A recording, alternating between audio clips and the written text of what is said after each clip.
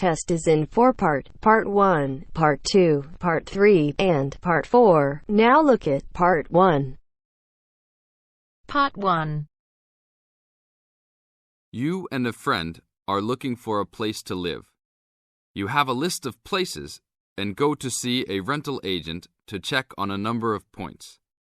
Listen to the conversation between your friend and the rental agent and complete the list.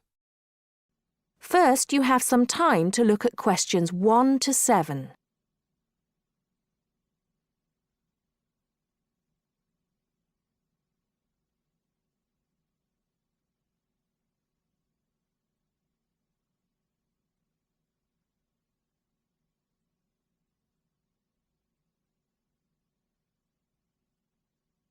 Now listen carefully and answer questions 1 to 7. Hi, we've been looking over your listing of apartments for rent and we have a few questions about a couple of the apartments. Can you help us? Sure. Yep, this is our most recent listing. What would you like to know? Well, we were first wondering about the house on 3rd Street. We can see that it is furnished and rents for $135 a week, but can you tell us how many bedrooms it has? Let's see. In addition to the den, it has 3 bedrooms. The rental on 3rd Street has 3 bedrooms. So in the example, 3 bedrooms has been written down in the number of rooms column for 19 3rd Street. Now we shall begin. You should answer the questions as you listen, because you will not hear the recording a second time. Listen carefully and answer questions 1 to 6. Hi, we've been looking over your listing of apartments for rent and we have a few questions about a couple of the apartments. Can you help us? Sure. Yep, this is our most recent listing. What would you like to know? Well, we were first wondering about the house on 3rd Street. We can see that it is furnished and rents for $135 a week, but can you tell us how many bedrooms it has? Let's see. In addition to the den, it has 3 bedrooms. What about the one on Route 9N? It looks like it's big with a library and a deck, but it doesn't say how much it costs or anything else about it. Oh yes, Mrs. Gaylor's apartment. That one is actually only a 10-month rental and it is going for $156 per week. It's quite a nice place. She only rents for 10 months each year because of horse racing season. Then her relatives all come to stay, so tenants have to move out. It's a little bit inconvenient, but past tenants have really enjoyed their stay there. Oh, well, we need it for a full year. I guess that one is out. How about the rental on Browen Drive? How many rooms does that one have? As it says on the list, it has 2 bedrooms and a private kitchen and bath. But it's actually a very small place. That's why it's a bit cheaper. Oh. Well then, what about the one that has 3 large rooms? Who is renting that property? That one is a good deal. Mr. John Smith is renting it. But he's quite eccentric and he has a strict rule about no pets. How about cats? Nope, absolutely no pets. Well then, how about this studio apartment rented by Mr. Bo Jensen? How is that one? That ad is actually a bit deceptive. The studio apartment is the whole upper floor of an older house. It's actually very large and, at $45 a week, quite affordable. And it's near campus. I think I'd like to check that one out.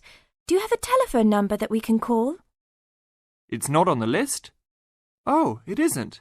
Here it is. You should ring area code 518 and then 543-7790. Thanks. I think I'll call on that one first. Your friend decides that he would like to talk to Mr. Bo Jensen.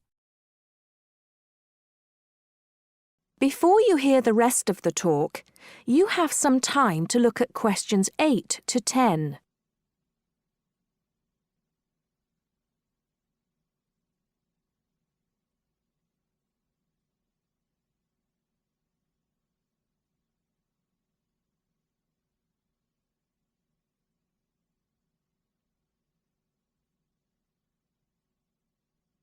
Now listen and answer questions 8 to 10. Hello? 1512, Route 9. Yes, is this Mr. Jensen? Yes, it is. Can I help you? Yeah, we're studying here at university and we came across the rental information for the studio apartment that you are renting. Is it still available? Yes, of course. I actually just placed the ad and you're the first person to call. Is there anything you'd like to know about it? Yes, actually there is. As students, we are on the internet a lot, and we heard that some homes in the area have high-speed connections. What type of connection do you have there now? Oh, that's an interesting first question. But I guess I have heard that too. But we just have a phone line here. Nothing fancy. I think you can have a cable line installed, but it's just a phone line for now. Okay, well maybe we can do that. What type of heating does the apartment have? Now there's a more traditional question. We have oil heat here. It's an older house. That tends to be a little more expensive during the winter, right? Yeah, but there's nothing to do about it. It would cost too much for me to put in a gas heater. What else would you like to know about the apartment? Well, we heard it was quite big. Is it furnished? Actually, yes. I should have put that in the ad. It has an old couch and a couple chairs, a dining table, refrigerator, stove, and even a dishwasher. Does it have any beds? Yep, it has 2. That sounds great. When is the apartment available? You can have it tomorrow night if you want. I just have to clean up a couple things before you get here. Do you want to come over and see it first? No, it sounds fine to us. I actually know the street too, so I know the area. We'll take it. That is the end of part 1. You now have half a minute to check your answers.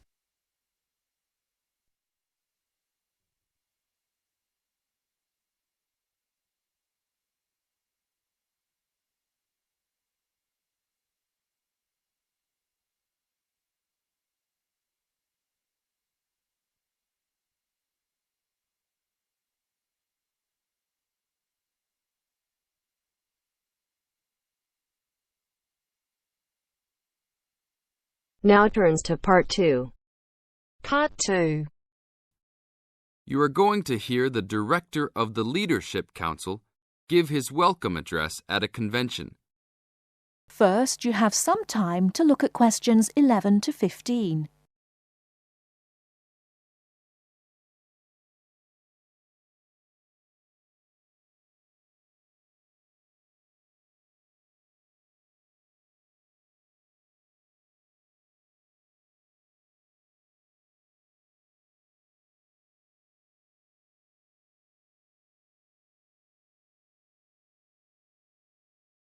Now, listen carefully and answer questions 11 to 15.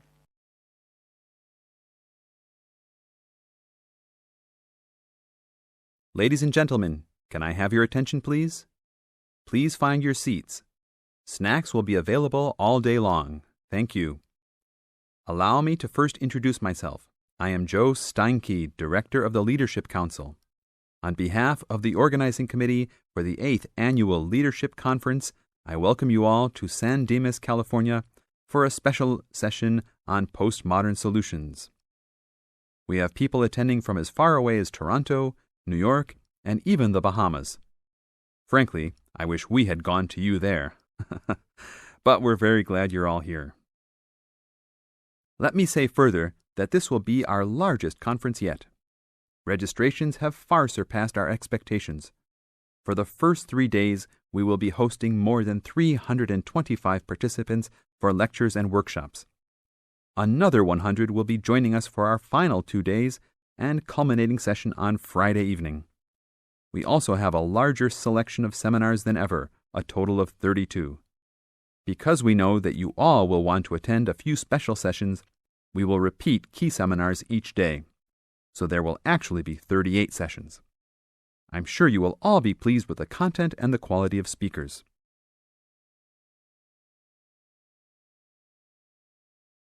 Before you hear the rest of the talk, you have some time to look at questions 16 to 20.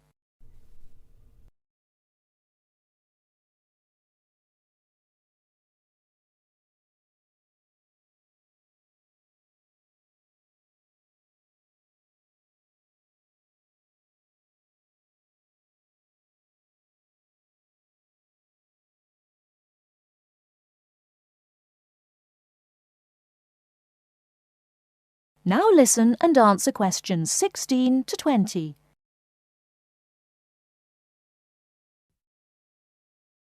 Now, for those who have opted not to take part in our bag lunches, there are a number of places nearby that we can recommend. We are located here in the convention center just across the street from the Harford Shopping Mall, and the place we most recommend is Vital's, which is just west across Queen Street on the opposite corner. Please be careful crossing both streets, however, as we don't want to lose any participants. If you're not up to Vital's, you can also get some Italian food at the Olive Garden, which is further down Queen Street and east on Danning Avenue, across from the police station. They have a great minestrone soup and excellent breadsticks, all you can eat. On the other hand, if you want some good old American food, you can head to Fuddruckers for some big hamburgers or to the Cattle Company for some fat, juicy steak. Fuddruckers is next to the Olive Garden, but the Cattle Company is back closer to us in the opposite direction of Vital's. Just go east out of the convention center across King Street. It's on the same side as the convention center, so you just have one street to cross. Enjoy. But also, please make sure you are back for the afternoon sessions. These will always start at 1:30 p.m. That will give you an hour and a half for lunch each day. Sessions will be over each day at 5:30. Now, regarding the schedules we've printed out, there have been a couple of last-minute changes.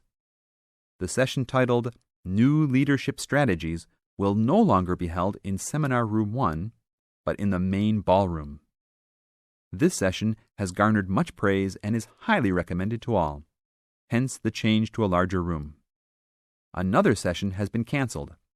That session was titled Leading by Serving, and it was scheduled for Daniel's room. The speaker for that session, Dr. Mark Green, had to return home for some urgent health situation. We wish the best to Dr. Green and that all is fine with his family. Finally, the session titled Using the Arts and Media has been changed to the second lounge room, Lounge 2. Please show up promptly for sessions and sit towards the front of each room so that all seats can be utilized. Also, turn off all pagers, beepers, and cell phones. Drinks and snacks will be provided outside each room, but please be careful at your tables. Enjoy the conference. That is the end of part 2. You now have half a minute to check your answers.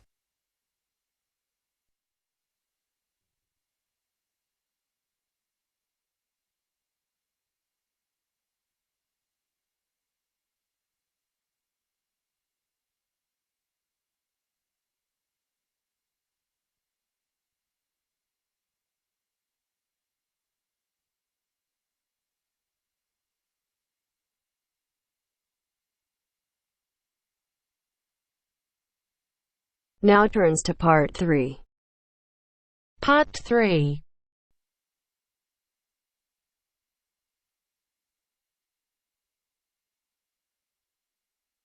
Now turns to part 3. Part 3. You will hear Peter Walsh being interviewed for a job. Listen and choose the correct answer for each question. First, you have some time to look at questions 21 to 25.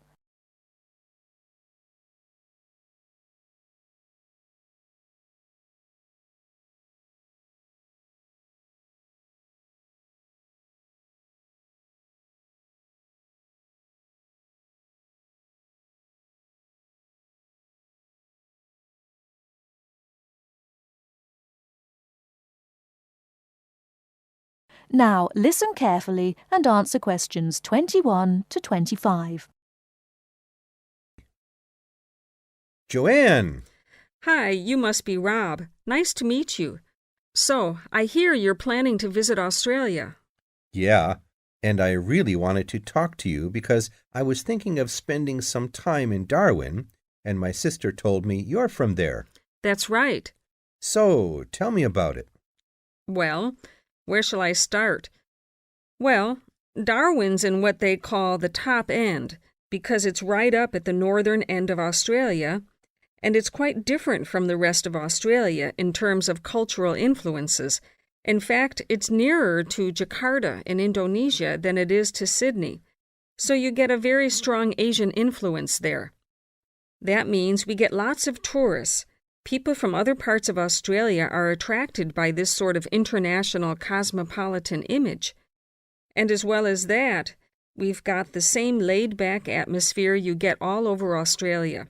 Probably more so, if anything, because of the climate. But what a lot of the tourists don't realize until they get there is that the city's also got a very young population. The average age is just 29, and this makes the whole place very buzzy. Some people think that there might not be that much going on as far as art, music, dancing, and so on are concerned, because it's so remote. I mean, we don't really get things like theater and opera in the same way as cities down in the south, like Sydney, for example, because of the transport expenses. But in fact, what happens is that we just do it ourselves. Lots of people play music, classical as well as pop, and there are things like artist groups and writers groups and dance classes. Everyone does something. We don't just sit and watch other people. You said it's very international. Yeah, they say there are over 70 different nationalities in Darwin. For instance, there's been a Chinese population there for over 100 years. We've even got a Chinese temple. It was built way back in 1887, but when a very bad storm, a cyclone in fact, hit Darwin in the 1970s, it was almost completely destroyed. The only parts of the temple that survived were part of the altars and the stone lions, but after the storm, they reconstructed it using modern materials. It's still used as a religious center today, but it's open to tourists too, and it's definitely worth going to see it. Oh, and as far as getting around goes, you'll see the places that advertise bicycles for hire, but I wouldn't recommend it. A lot of the year, it's just so hot and humid. Some tourists think it'll be fine because there's not much in the way of hills and the traffic's quite light compared with some places, but believe me, you're better off with public transport. It's fine and not expensive. Or you can hire a car, but it's not really worth it. What's the swimming like? Well, there are some good beaches, but the trouble is that there's this nasty creature called the box jellyfish, and if it stings you, you're in bad trouble. So you have to be very careful most of the year, especially in the winter months. You can wear a lycra suit to cover your arms and legs, but I wouldn't like to risk it even so, personally. And there are the saltwater crocodiles, too. I mean, I don't want to put you off. There are protected swimming areas netted off where you'll be safe from jellyfish and crocs, or there are the public swimming pools. They're fine, of course. Before you hear the rest of the talk, you have some time to look at questions 26 to 30.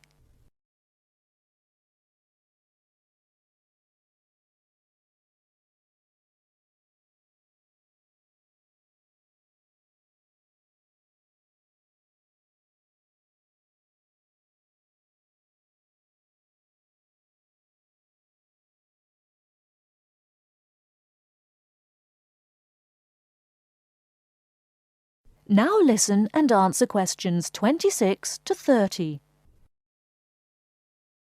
And answer the questions. Please sit down, Mr. Walsh. My name's Jane Swain, and I'm the personnel manager. Hello, how do you do? Now, this is just a short preliminary interview. I'd like to chat about your present job and what you've done up till now. Yes, of course. Well, could you tell me how long you've had your present position in Weston's? It is Weston's, isn't it? Yes, that's right. I am not sure. Let's see. I left university in 2005. Is that right? Yes, 2005. Then I was unemployed for about 3 months. And then I traveled round America for a few months. So, yes, it must be about 3 years now, in fact. Yes. And have you any particular reason for wanting to change jobs? I mean, why do you want to move? Well, I actually like my present job and still find it interesting and stimulating. The salary's okay, so it's nothing to do with money, though you can always do with more. I suppose the thing is that I'm really very ambitious and keen to get promoted, so that's the real reason. You say you like your job. Can you tell me what aspect you like most? Oh, my dear, that's difficult. There are so many things. The other people are great. There's a good cooperative atmosphere. I mean, among the staff, and compared to other companies, the conditions are great. I mean, the office itself and the working conditions. And then there's the fact that they give me lots of room for initiative and let me make decisions. You know, that's what I really like most about the job. Yes, well, we're looking for someone like that. You know, someone who isn't a clock watcher and who isn't too concerned about working fairly long hours. Oh, I don't mind that. I'm used to it. And what about your education? You went to Manchester University, didn't you? Yes. After leaving school, I started a diploma course in design, but I decided to give it up and did an arts degree at university instead. Good. And have you done any courses since?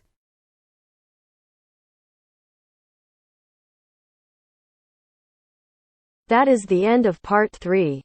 You now have half a minute to check your answers.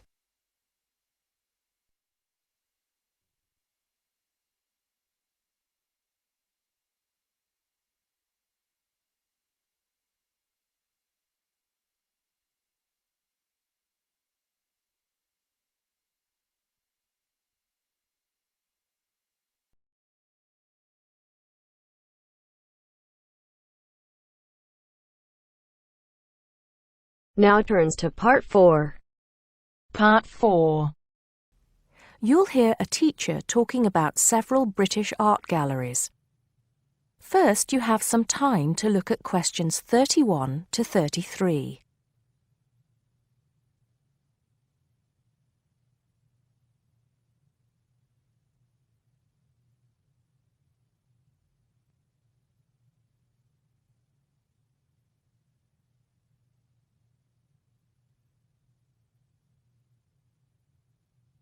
Now listen carefully and answer questions 31 to 33. Good afternoon. Welcome to the first class of V100 Art and History. The objectives of the course, as you will have seen if you've taken a look at the syllabus, include familiarizing yourselves with the vocabulary and language of art, learning about the basic elements of art and design, and finally, discussing historical periods as they pertain to art. The course will also give you the opportunity to visit some of the many galleries and museums that Britain has to offer. So, having said that, I'd like to spend the rest of today's class talking about 4 of the more important galleries that we will be visiting in the coming year. As most of you already know, or at least I hope most of you know, there are 4 Tate galleries in all. To begin, I'd like to tell you a little bit about the Tate Modern. Tate Modern is located in a very busy part of London called the South Bank. It's close to 2 world-renowned tourist attractions, St. Paul's Cathedral and Shakespeare's Globe Theatre. Now, interestingly enough, Tate Modern is housed in what was a power station built in several stages between 1947 and 1963. It was closed down in 1981 and reopened as a gallery in the year 2000. Tate Modern consists of 5 levels, with the Tate collection being shown on the 3rd and 5th levels. On level 2, the works of contemporary artists are exhibited, while level 4 is used for holding large temporary exhibitions. Since this museum opened, it has become a popular spot for both Londoners and tourists alike. And believe it or not, it doesn't cost anything to get in to see the collection displays.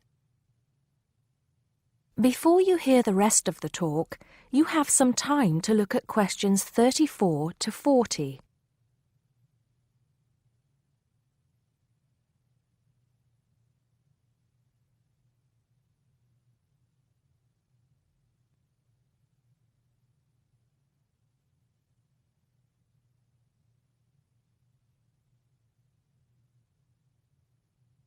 Now listen and answer questions 34 to 40. Now, the second gallery I'd like to talk about is Tate St. Ives, which is in Cornwall. It was built on the site of a gasworks, and it overlooks Porthmeor Beach.